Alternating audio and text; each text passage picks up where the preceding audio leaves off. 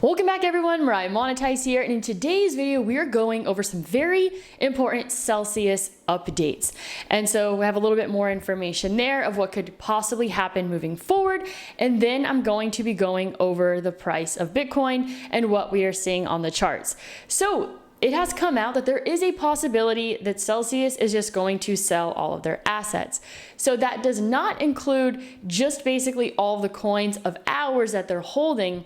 That would also include the mining business. I haven't talked too much about the mining business, but there was information that came out that kind of gave us some hope that we would get all of our funds back, or a higher percentage of our funds back, because of this fairly profitable mining operation that Celsius was amping up. So another thing we know is that all dates have kind of been pushed out when it comes to them selling stable coins. This has happened over and over again, and this may continue to happen. I believe it's October 6th or 8th where we are anticipating them to come out with the information stating how much they owe us individually, which we are anticipating it to be quite accurate. When Voyager did that, it was about 99.9% accurate.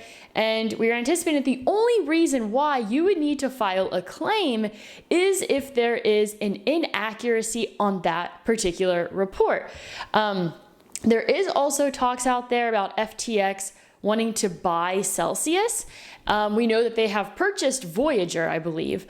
And at first you're like, and I thought the same thing too, like, this doesn't really make sense. Why would they buy a failing company?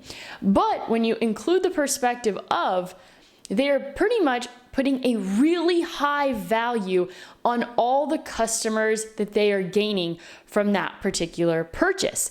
So they are not only basically, I mean, the real value comes in when it comes to the customer base, because all those customers on Voyager will then now be able to create, they would have to create a FTX account to recover their funds. And so they get this massive database of users, people that they already know have basically invested in crypto and will probably want to continue investing as well. So that's kind of where it ultimately makes sense for them, because you have to think for every customer, you know, there's a price tag on them that it takes marketing wise to get them, and they're basically just purchasing a huge customer base that easily. And it's just some crazy instant growth, like in a very short period of time. So that's why it makes sense for them to purchase these failed companies. So we also know, and I don't think I've mentioned this in my recent videos, that Alex, the CEO of Celsius, has resigned. And so we're seeing all these recent changes and announcements coming from Celsius immediately after him resigning from Celsius. But he also put out a statement pretty much saying that he's, you know, still involved in the best interest of the community for everyone to get their funds back. But we're seeing this kind of shift in plans moving forward, and it kind of seems like interesting timing based off of when Alex resigned.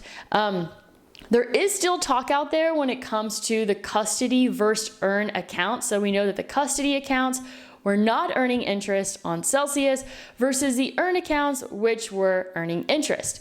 And so when it comes to their terms of use, it kind of says something along the lines of, obviously when it's custody, you're not putting your funds at risk because you're not earning any interest on them versus earn. So there is a possibility that if you have funds in a custody account versus an earn account, you may be prioritized to get your funds back. But this is all talk, nothing set in stone. So that's pretty much the gist of it when it comes to an update with Celsius. Now let's go ahead and take a look at the price of a Bitcoin. So I'm not gonna lie, compared to a few months ago, I am way more focused on the price of Bitcoin, looking at it way more frequently throughout the day, paying a lot more attention to the charts. And that's because I believe we are coming into the zone of a massive buying opportunity. I'm sitting here looking around like, what can I sell? What can I get rid of? Because across the board, not just with crypto, but I believe across all markets, we are going to see massive buying opportunities. So I was even looking at Snapchat today, which I believe has an all-time high of $88 or $90, sitting at just under $10. And so what I'm going to be looking for across the board, when I think it's going to be the safest time to come in, is like what I've been preaching when that green moving average crosses over the red. And that does not mean catching the bottom. That means entering a position that is quite profitable rather quickly. So this is a 7-day chart here on Bitcoin. Oh yeah, also can't forget there's going to be an emergency Fed meeting on Monday. So I think that is probably going to bring the markets down on Monday, but we shall wait and see. Very curious to see what kind of announcements are going to come out there. So I think we're all on the edge of our seats. So like I said, this is a weekly chart here. I think we're going to see next week another week of downside, especially with the whole Fed meeting happening. I think that's going to kind of put some people on edge here. So would expect to print another red 9 for the upcoming week. So 1 day and 9 hours left here on this weekly candle. That green is not getting anywhere close to the red. So weekly chart, I mean, absolutely not. This right here is a daily chart on Bitcoin, which is also showing weakness, not close to getting to a higher high. It would have to, reach above the high of this candle right here, which is 22.8. These moving averages are going to just keep being signs of resistance. And so, but though on the daily chart, the green crossing over the red, which is something that I really wouldn't trade because it's not really as accurate as a 7-day chart. The 7-day chart green crossover is very accurate. If you look over time, there's only 2 instances when it didn't make sense. So if you traded that over the long term of Bitcoin, you 1, didn't have to make too many trades, and 2, were unbelievably profitable. So getting close here, but with the signs of weakness that I'm seeing, I don't think, markets are going to do very well on Monday. I would not be touching anything here. So 12-hour chart looking bearish. There's nothing there getting me excited. 4-hour chart also looking bearish. Let's see if there's anything more hopeful on these lower level time frames. And the answer is no. The 1-hour chart also looks like crap for Bitcoin. So nothing here to get me excited. More of just like, all right, how can I find cash in other ways to be ready for this massive buying opportunity? Like, I am starting to get excited because typically I don't have much cash on the sidelines, but I am just so ready to grab these lower lows when the opportunity presents itself. 30-minute chart looking okay, making a higher high. We could see a little bit of momentum shift here on Bitcoin, but I don't think it's going to be anything substantial because a 5-minute chart not looking too good. Let's take a deep dive on Ethereum and see what it's up to, because sometimes Ethereum leads the way. And let's go ahead and see here. So here we have a red 7 on the 7-day chart. Ethereum also looking very similar to Bitcoin, sitting today at 1321. Let's see if the daily chart gives us anything else. On Bitcoin is actually the moving average is closer to the red in the crossover. It's kind of sitting on top of it versus it's not nearly as close here on the daily chart. And I'll also be watching for this red 2 to trade below the red 1. The low of the red 1 candle is 1315. See the 12-hour chart here, not giving us anything on Ethereum. Honestly, with what I'm seeing here, I think we're going to see a pretty significant breakdown this week, actually. Just a lot of weakness. I don't know if I don't think that it's likely that we're going to see the low come in the next week, but I think we are going to have a quite volatile week. That's what I am anticipating here. Gold sitting at 1660, Coinbase sitting at 64.49. These are obviously closing prices from Friday since markets are not open on this Saturday morning.